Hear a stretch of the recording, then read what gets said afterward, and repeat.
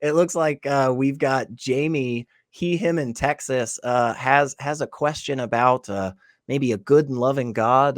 But hey, Jamie, you're on with Rarity and Captain Dadpool. How are you? I'm doing all right this extremely muggy morning. Yeah, yeah. Yeah, I'm here in Austin, just around the corner, and I'm an atheist. I do get into debates, and arguments are quite strong term, with theists and members of my own family who are spiritual, and believe in a loving higher power, if not Hmm. the Judeo-Christian God. And my biggest response, other than can you prove it? I don't have to prove that he doesn't exist. That's not how burden of proof works. Is the Epicurean dilemma, whence cometh evil?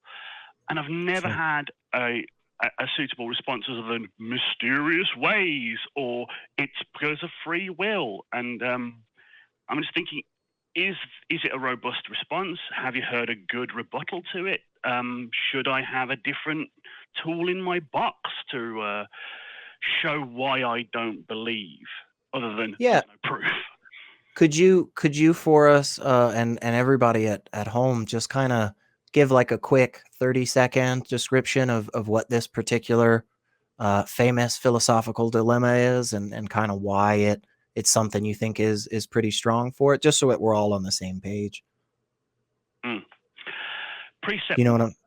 I'm mhm. Yeah, God is omnipotent, Mm, omniscient, and ever present and loving, all powerful, mhm. all knowing, everywhere, loving. Yeah. However, precept two, there exists evil in this world: Mhm, war, famine, cancer. mhm. So, can God prevent evil?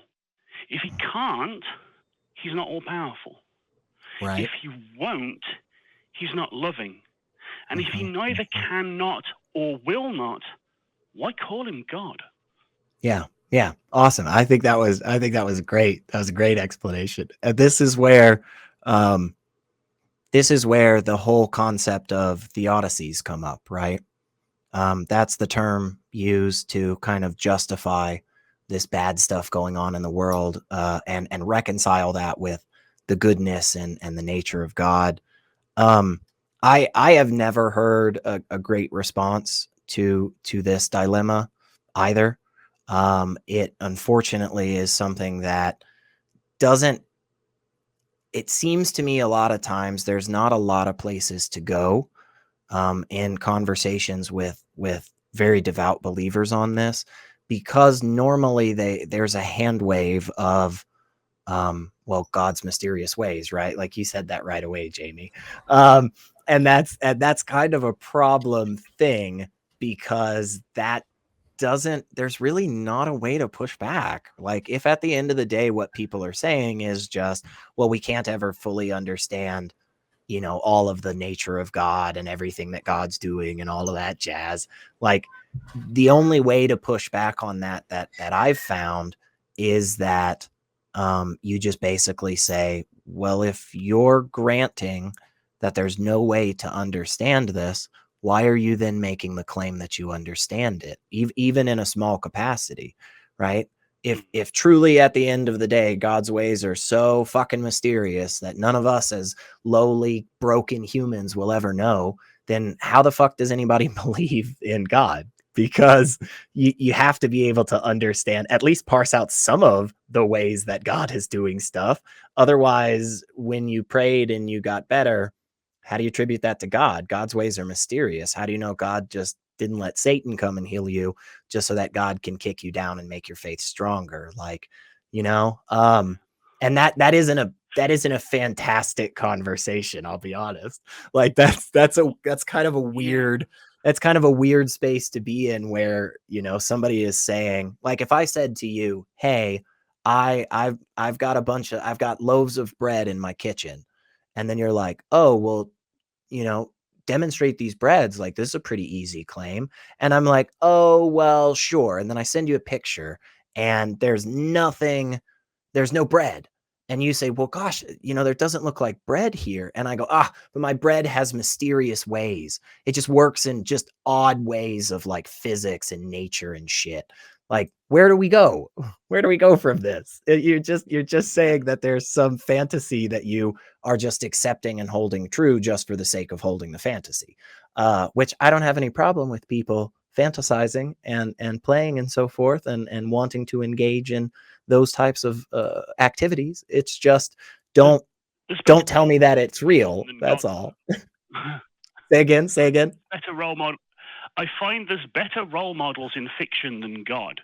Harry Dresden, Yeah. for example, Gandalf. Take your pick.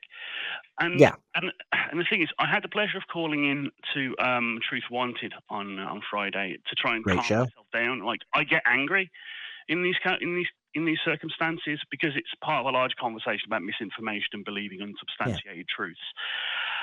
But I always come down to the two things where I say, it's free will, and you a host of Atheist Experience, Matt, said something fantastic, like, no, there's no such thing as free will if God is all powerful, because he knew what you were going to do before you did it. So it's not free will, it's still predetermined.